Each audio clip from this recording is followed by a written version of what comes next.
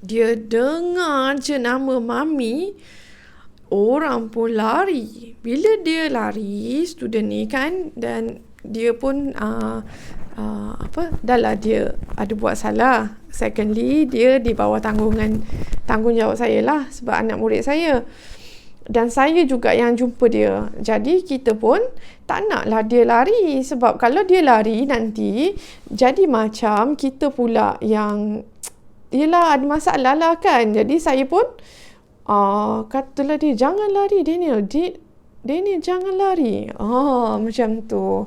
So apa lagi, orang agaknya panik. Bila panik tu saya lari belakang dia, tapi sampai dekat tangga saya dapat overtake dia dan saya berada di depan dia lah. Jadi bila saya di depan dia, saya masih lagi dalam joke punya manner, tetapi ialah kita kurang arif dalam penjagaan setiap murid, okay? Sebab ada orang, ada anak murid-murid macam ni, kadang-kadang dia ada tantrum dia. So saya ingat ke saya fun, dia pun fun. Rupanya orang lari memang betul-betul panik sebab dah dengar nama mami dia tadi. Sekali saya overtake je, orang dah saya dah macam saya macam tu tahu. Sekali orang tak puas hati, tendang saya. Memang tendang betul lah. Dan budak yang ada keperluan khas ni, kalau dia mengamuk ke, dia tantrum, kadang-kadang dia punya strength boleh mengalahkan kita yang normal ni tau. Memang sakit. Bila sakit, saya kalah lah.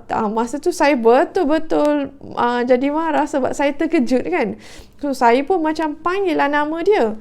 Bila panggil nama, orang lari the other direction of where we stop, and I got kicked masa tu tau.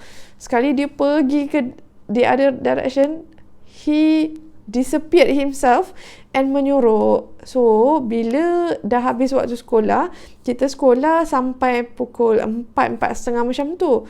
Jadi saya pun balik nak jadi cerita, bertembung dengan mak si pelajar ni. Jadi mak dia tanyalah mana anak dia, sebab cikgu pun dah turun kan.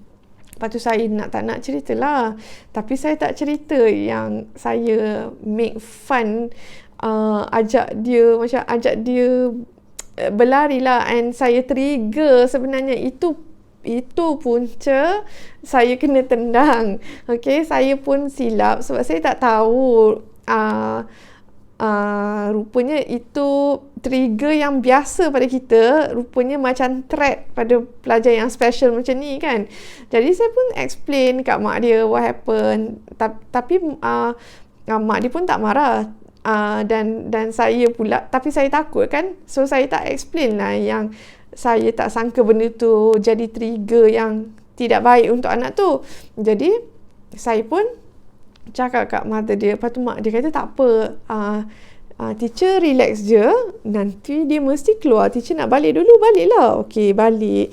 Tapi mata dia sempatlah cakap dengan saya, ini mesti ada sesuatu yang kena trigger, kalau tak dia tak jadi macam tu. Masa tu baru saya faham dan saya sedar, betul lah, sebab anak murid ni tak pernah pun buat masalah di sekolah. Walaupun dia pelajar istimewa, tapi dia tak pernah mendatangkan masalah kat sekolah. So tragedi saya kena tendang ni bukanlah tragedi biasa yang cikgu di sekolah tu pernah kena, dan tak pernah pun ada cikgu yang kena tendang dalam sekolah oleh pelajar ni. So masa tu barulah saya faham. Jadi after some time, parent ni tunggu je anak dia dekat pintu, sebab dia dah tahu rentak anak dia. Kalau kena trigger, anak tu akan menyorok dalam sekolah, dan when time comes, anak tu akan keluar dan dapatkan mak dia. So tak lama lepas tu memang anak tu keluar. Bila anak tu keluar, mother dia WhatsApp lah saya, bagi tahu gini-gini. So alhamdulillah, anak tu tak cakap apa-apa sebab mungkin dia pun tak reti nak explain.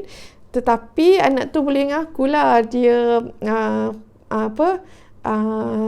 duduk dalam toilet. Saya tak ingat apa dia cakap, tapi saya diberi maklum lah oleh mak dia apa yang dia buat.